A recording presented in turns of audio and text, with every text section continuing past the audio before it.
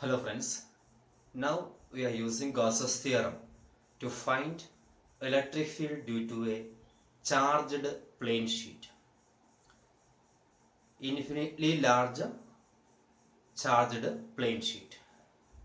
So suppose here we have a charged plane sheet like this. This is a large sized, infinitely large sized plane sheet.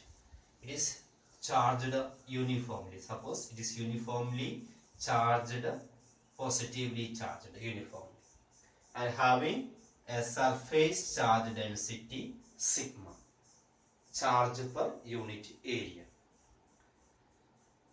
We have to find what is electric field at a point P, which is at a distance r from the sheet. We have to find what is electric field at a point P, which is at a distance r from the charged sheet. You know that electric field lines are originating from the sheet and is directed away from the sheet as it is positively charged. By symmetry consideration, if you are taking another point on the other side of this sheet having two sides, one point is taken on this side of the sheet and the other point is taken on the other side of the sheet, which is same distance r from the sheet, P dash on the other side of the sheet. Distance from the sheet is r, that is distance from the sheet is r. Now the value of electric field at the point P and P dash will be same. The intensity of electric field at point P and P dash will be same by symmetry because they are equidistant point from the charged sheet. Now you have to apply Gauss's theorem to find electric field due to this charged sheet. So we need a Gaussian surface. Here we are constructing a cylindrical Gaussian surface like this, a cylindrical Gaussian surface of length 2r, total length of the cylinder is 2r, and having a surface area, that is a flat surface area, as A on both sides.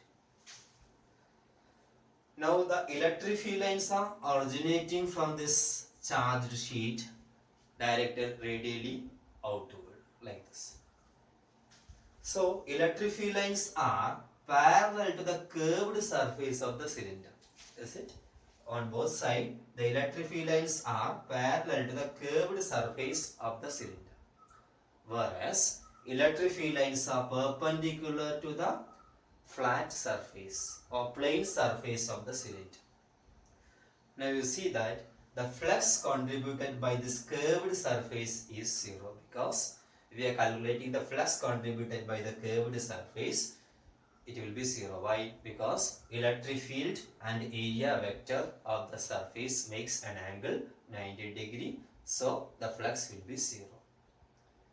Now you have to calculate what is the flux contributed by these two plane surfaces having area A.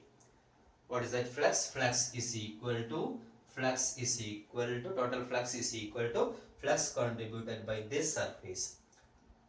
Say the value of electric field at this point is E.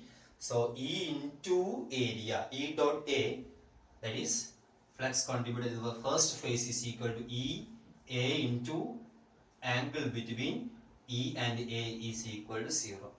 This is the flux contributed by the surface, this surface, E A cos 0. We have another surface here, that is for that surface also electric field is E because equidistant from the charge sheet. E into here, E into A into again cos 0, E A cos 0 plus E A cos 0. So what is total flux? Total flux is equal to cos 0 is 1, 2 times of E into A. We are getting 2 times of E into A. Total flux through this Gaussian surface is equal to 2 times of E into A. Now by Gauss's theorem,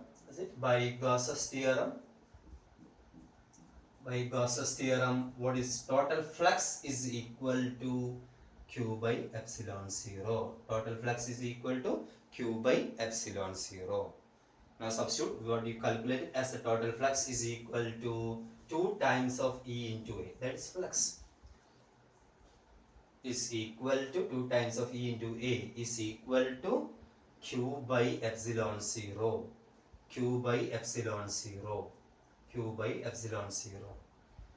Now we want to calculate what is the charge inside this Gaussian surface.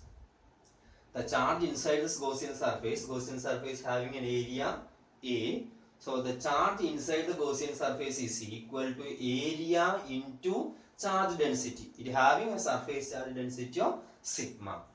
Unit, the charge on the unit area. So total charge on area A is equal to sigma into A. So we can write as sigma into A by epsilon 0. Sigma A by epsilon 0. Now see that we are substituting here 2EA is equal to sigma A by epsilon 0. Sigma A by epsilon 0. We want to calculate what is E. What is E is equal to writing here. E is equal to sigma by 2 epsilon naught. Is it? E is equal to sigma by 2 epsilon naught. That electric field due to this charged sheet. See that this term is independent of the distance to the point. The electric field due to a charged sheet is independent of distance to the point. It depends on the charge density and medium where we are placing this charged sheet. And electric field is uniform. Whatever the point, if the point is here or if the point is here, electric field intensity will be constant. It is independent of distance to the point. But this equation is hold good only for a large sized or infinitely large sized plane sheet. If the sheet is finitely sized, the equation is not hold good in all points. Sometimes it almost constant for the near to the center of the sheet. Okay.